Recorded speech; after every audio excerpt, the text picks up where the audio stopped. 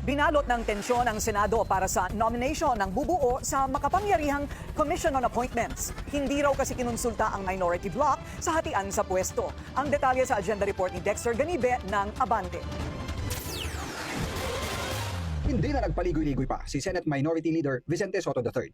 Binutata niya ang Senate Majority Leader kung bakit hindi sinunod ang Supreme Court decision para sa pagpili at sa nominasyon ng mga magiging miyembro ng Commission on Appointments. If this body elects to follow the Supreme Court decision on the articles of impeachment, why can't they follow the decision of the Supreme Court when it comes to the computation of membership in the Commission on Appointments? 10 kasi ang napili mula sa mayorya para maging miyembro ng CA at dadalawang pwesto na lang ang mapupunta sa minority.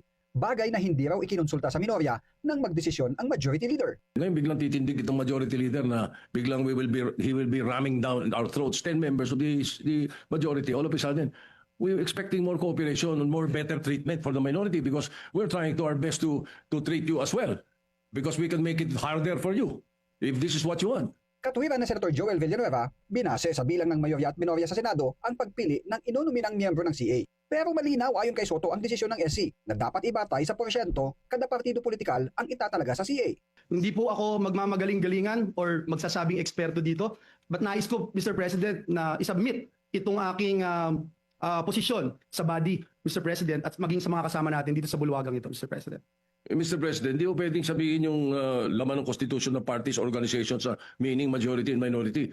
That is a very poor interpretation, Mr. President. Ang linaw eh. Binalikan din ni Soto si Villanueva kung bakit sa mga simpleng issue ay kinukonsulta ang minorya. Pero ang hatian sa CA membership na isang napakahalagang komite ni hindi sila kinausap. We were expecting, the simple respect to the members of the minority na kinakausap naman kami. Hindi kami saling pusa dito. We can make this easy for you and we can make it also difficult for you. We leave it up to you, Mr. President. My objection stands. I don't think we should continue with the election until we have discussed this properly, Mr. President. Para mapahupa ang tensyon, iminungkahi ni Senator Alan Peter Cayetano na idaan sa diplomasya ang issue. At nagboluntaryo na muna siyang iatras ang kanyang pangalan bilang isa sa 10 nominado para sa CA. May I ask that my name be withdrawn as a nominee for the CA so that the 9 other members from the majority may be confirmed by the session today, but I will withdraw for today, and then maybe in a day or two the minority will be able to also with us come up with a consensus on the right representation of the 12-member 12 man and woman contingent of the Senate, plus of course the Senate President as the chair of the Commission on Appointments.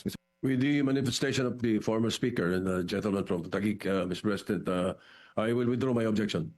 We thank Senator Cayetano for his magnanimity and as well as thank the distinguished minority floor leader for his understanding and patience. Siya mula sa mayorya ang nahalal na CA member kaya naging 3 na ang bakanting pwesto laan para sa minorya ng Senado. Para sa agenda, Dexter Ganibe, Abante.